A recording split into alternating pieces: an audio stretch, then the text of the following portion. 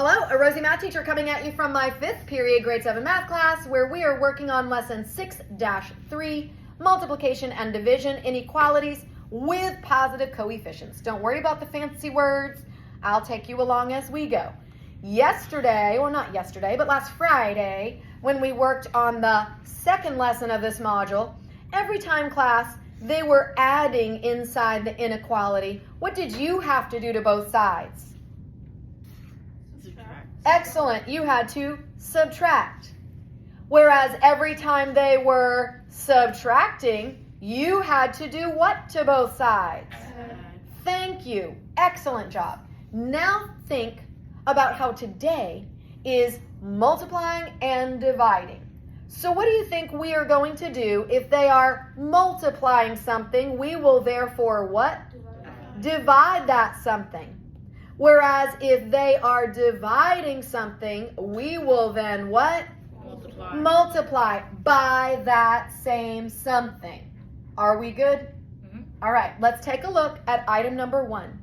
You will solve each inequality. You will graph the solution set on a number line. Let's take a look at 3x is greater than 12. Now guys, if you had a seesaw, if it's an equation, it would be balanced out on both sides, wouldn't it? Yes. But if it's an inequality, one side is heavier or the other side is heavier. In this inequality, what symbol do you see here? Is this beginning part of the alligator mouth, is that the greater side or the lesser side?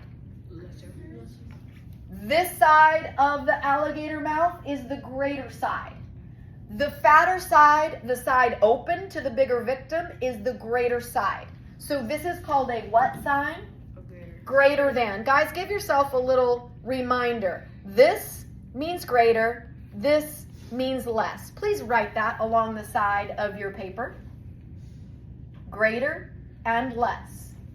So if you were creating a seesaw right now, which side would go down?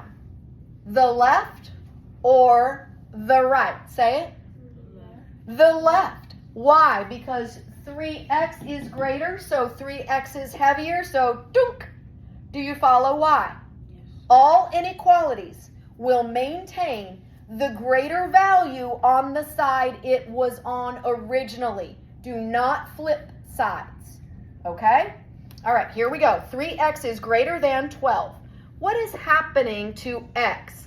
It is being what by 3? Say it. Multiplied. Look at your answer key that reminds you.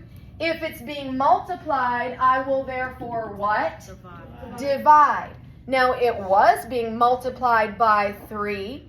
So now I will divide by 12. I have to keep the same number. Who said 3? Wave at me if you said 3. You are correct. So please write divide by 3 on the left. Do we have to do that on the right as well? Yes. Yes, we do. Divide by 3 on the right. Now guys, 3 over 3 becomes a giant 1. What is the only thing I need to bring on down? X. Please copy your X. And again, keep your X on the side of the inequality it already was. No swapping. Okay? All right. Is what? Copy the symbol. What is it? Oh, yes. It is greater than. I'm so glad everyone's helping me. I feel lonely today. All right. And 12 divided by 3. You know this. What is 12 divided by 3? 4. 4. Oh, much better participation. Thank you. Now I feel better. Please go ahead and plot a point on what number on the number line? 4. 4. Now we learned last week, if, and some of you who were out for some of these lessons, please write yourself a note. You plot using an open point if there is no equal part in the sign. You plot it with a closed point if there is an equal part in the sign. Those of you who were here, wave at me if you remember learning this. So if there's no equal part, that means it was just a less than or a greater than. If there is an equal part, that means it had a less than or equal to, a greater than or equal to. Do we understand how to know which way our point will be? So for item number 1, is there an equal part? No, there is not. So you will keep the point what? Open. Remember, it acts like a handle for the arrow, but because it cannot be equal to 4, you will not include 4. It's just a handle for your arrow. Now take a look, class, at where the X is located. Is the X on the greater side of things or the lesser side of things? The greater side. Which direction do you go on a number line to head towards something greater? The right. To the right. So when you do this in a moment, in your book, you're going to draw an arrow to the right. But when you do this online, you will first click the tool that is the point, and you'll take it right here. And then they make you choose open or closed. I don't remember what order. You pick open. And then once you've done that, you have to go back and click on the tool for making an arrow. And then once you've chosen the tool to make an arrow, you click somewhere to the right of the open point. Do you follow how to make that arrow? Yes.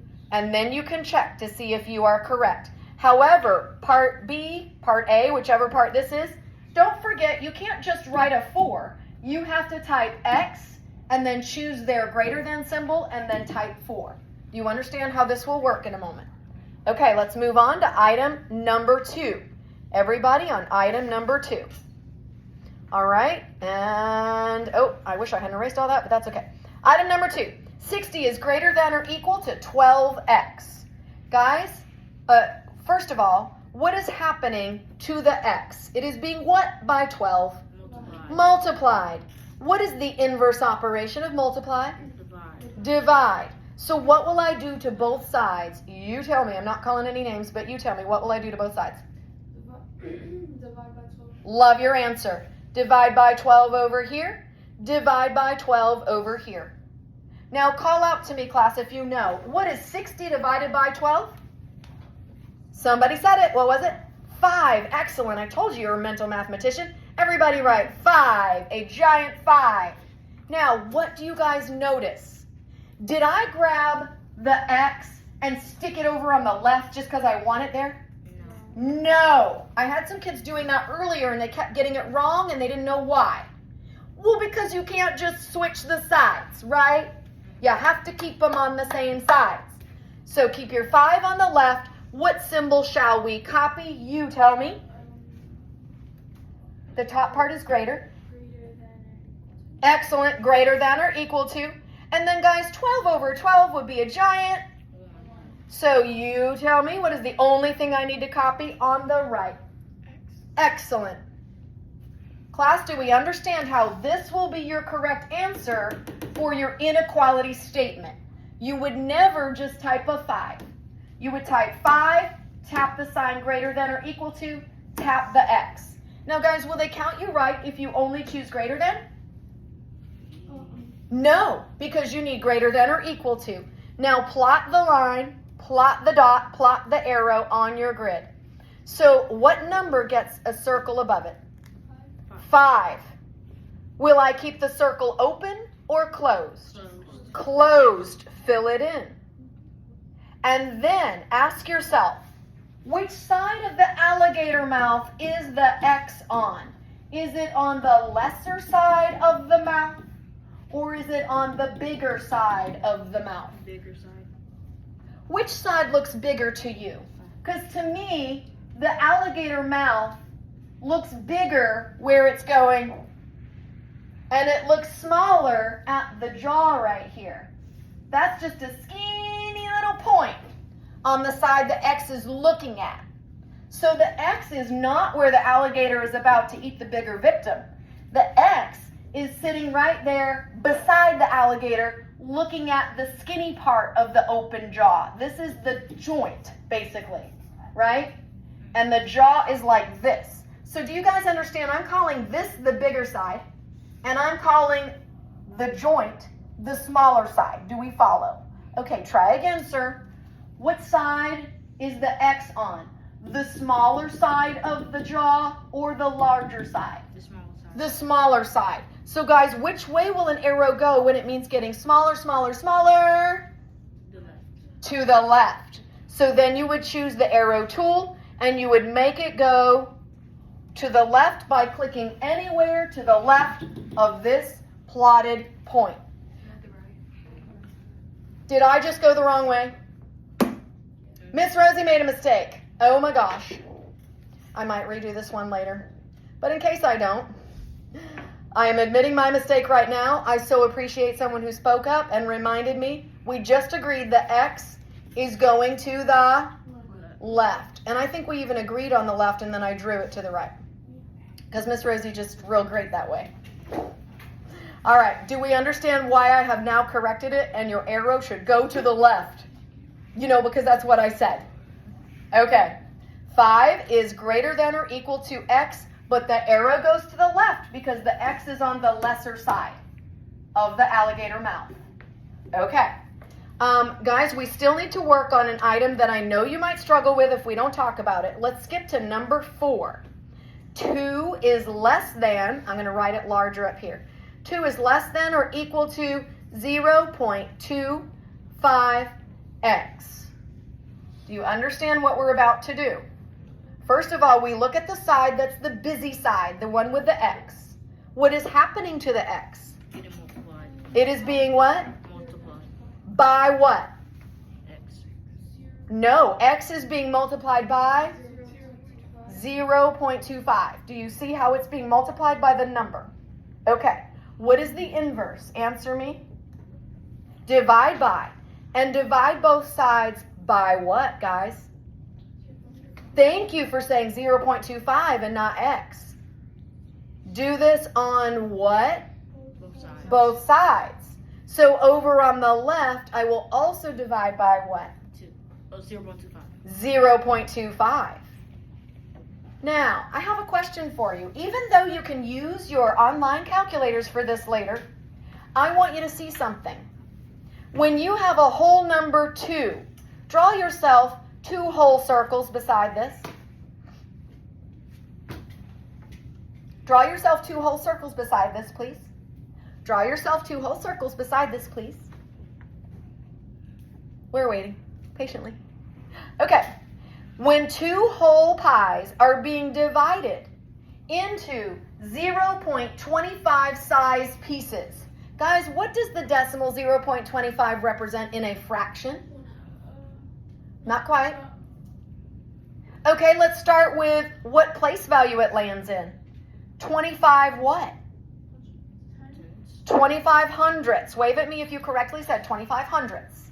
Yes, remember that second place to the right of the decimal is the what place? Hundredths. So you read the number 25 and you say the place value of hundredths. So say again, class, what is this as a fraction? 2500. 25 hundredths. Can we simplify that to a fraction that's easier to work with? Yes. They're both divisible by what? 25. Oh, he got it right away. 25 divided by 25 and 100 divided by 25. Anyone know what simplified form that will be? 50 over 1 over 4. Excellent. So split these 2 pies into 1/4 size pieces right now. Split them in half and half again. Split it in half and half again. What size pieces are these 2 pies made up of? 4ths. Do you agree that a 4th is the same as 0.25? Yes. So here's what I want you to understand. When you are doing 2 divided by 0.25, what you're really finding out is if I have 2 whole pies split into 0.25 size pieces, how many pieces would I have in all? Say it, class. 8. Correct. Even though you could use your calculator, I want you to understand how to solve that on your own. So now that we know it would be 8. 2 divided by 0.25, what will we write down below? 8. 8. What symbol shall we copy? X. less than or equal to. And what is the only thing to write after that symbol? X. Class, please plot 8 is less than or equal to X. Please plot 8 is less than or equal to X. So what number gets a dot? 8. Now look at the symbol. Will we have a closed point or an open point? Closed because of the what? Because of the equal part. Now watch me closely so I don't make the same mistake again. X is on the what? The bigger side or the smaller side? The bigger. The bigger side. X is on the bigger side. Remember that conversation we had earlier? You're not allowed to flip these around. I hope nobody did. You wrote 8 is less than or equal to X, yes? And have you caught on yet that our arrow is always representing the value of the X? And the X is the what side? Bigger side. Which direction means bigger? The right. To the right. So everybody, make sure I did this correctly. Did I do it correctly this time? Yes. Yay me. All right, everybody at home, I hope this helps. Again, I apologize for my mistake, but even math teachers make mistakes when we're going one way on the screen and another way in the room. All right, thanks.